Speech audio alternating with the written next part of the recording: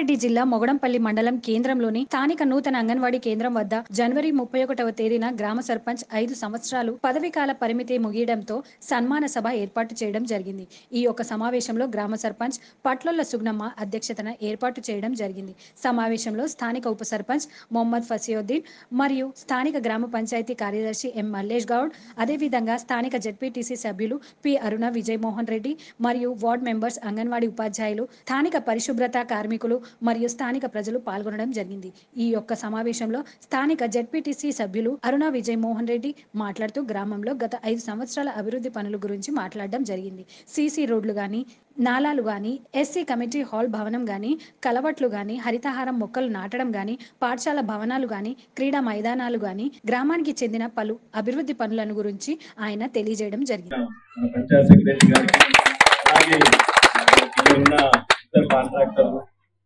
వాజిద్ గాని, మోహన్ రెడ్డి గారు కానీ, బీకేపీ వాళ్ళు కానీ, ప్రతి ఒక్కరు గ్రామంలో ఉన్న ప్రతి ఒక్కరు, మహేష్ కానీ, ప్రతి ఒక్కరు ఇక్కడ వచ్చిన ప్రతి ఒక్కరికి కూడా నేను మరొకసారి మీ అందరికీ మాకు 5 సంవత్సరాలు ఎలాంటి ఇబ్బంది కలగకుండా మీకు సేవ చేసే భాగ్యాన్ని ప్రసాదించిన మీ అందరికీ మేము ముందుగా సర్పంచ్ కాగానే టోటల్ డిప్యూటీ సర్పంచ్ కానీ, వార్డ్ మెంబర్లు కానీ, టోటల్ గ్రామం మొత్తం తిరిగి మేము ఒక ప్రణాళిక రూపొందించుకున్నాం.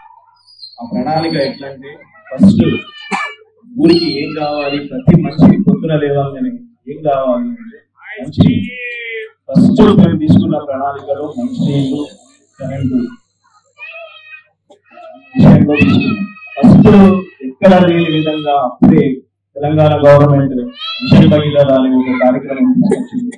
దానికి అదనంగా మా నిధులు చాలా జోడించి ఎక్కడ కూడా pipe line, even mission Bhagiratha నీళ్ళు రాకుండా మన సొంత నీళ్లతోని, అంటే బోర్లు వేయించుకొని మనం ఎక్కడ కూడా ట్యాంకులలో నీళ్లు లేకుండా ప్రతి ఇంటికి నల్లకు నీళ్లు వచ్చే విధంగా జరుపుకున్నాం. దానికి సహకరించిన ప్రతి ఒక్కరికి, అంటే ప్రజలకు కానీ, వార్డు మెంబర్లకు కానీ, ప్రతి ఒక్కరికి మరొకసారి నేను ప్రతి ఇంటికి నల్లగా నీళ్లు ఇచ్చినందుకు మీ అందరికీ కూడా మరొకసారి ధన్యవాదాలు తెలుసుకుంటున్నా.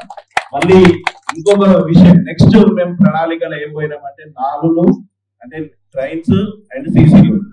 అంటే మేము మొత్తం ప్రణాళిక వేసుకుంటే దాదాపు 10 కోట్లు అయ్యింది. ఈ 10 కోట్లు ఒక గ్రామ పంచాయతీకి రావడము అసలు అసంభవం, అంటే రాదు అనే ఉద్దేశం ఉంది. కానీ భగవంతుడు, మనం అనుకుంటాము మన గురించి అడిగితే ఇవ్వడు, కానీ ఒకరి గురించి ఒకరికి మంచి చేయాలనుకుంటే మాత్రం ఖచ్చితంగా తీరుస్తాడనే ఆశ నేనైతే అనుకున్నా.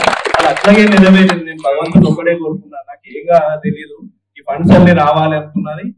అదనంగా జెడ్పీటీసీగా మేము గెలవడం జరిగింది. గెలిచినాక ఆ నిధులతోని, గ్రామ పంచాయతీ నిధులతోని, అందరి సహకారంతో ఈ గ్రామాన్ని ఇంత మంచిగా అభివృద్ధి చేసుకున్నాం. ఇంకా చాలా అభివృద్ధి మిగిలి ఉంది. ఇంతకు ముందు కాలనీ వాసులు అడిగిండ్రు, వారికి కూడా ఎక్కువ శుభవార్త చెప్తున్నా. ఆల్రెడీ ఇంకో 1 కోటి రూపాయలు ఆల్రెడీ శాంక్షన్ కి పంపించినాం. తప్పకుండా ఈ 6 నెలల పీరియడ్ లోపల, జెడ్పీటీసీ పీరియడ్ ఉన్న లోపలనే వాళ్ళని కూడా మొత్తం రోడ్స్ అయిపోతాయి. అలాగే ఇంకా మిగిలి ఉన్న రోడ్స్ ఏవైతే ఉన్నాయో, అన్నయ్య గారు అడిగిండ్రు, శ్మశాన వాటిక ఆల్రెడీ అదనంగా శ్మశాన వాటిక ఏర్పాటు చేసినాం.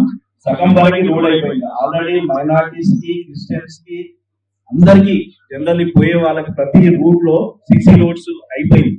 ఓన్లీ ఇది ఒక్కటే మిగిలింది. అది కూడా త్వరగా కంప్లీట్ చేస్తాం, మన పీరియడ్ లోనే కంప్లీట్ చేస్తాం.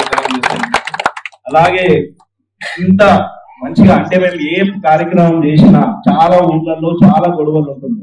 అసలు ఈ డెవలప్మెంట్ జరుగుతుందా, సర్పంచ్లకు డిప్యూటీ సర్పంచ్లకు పడదు,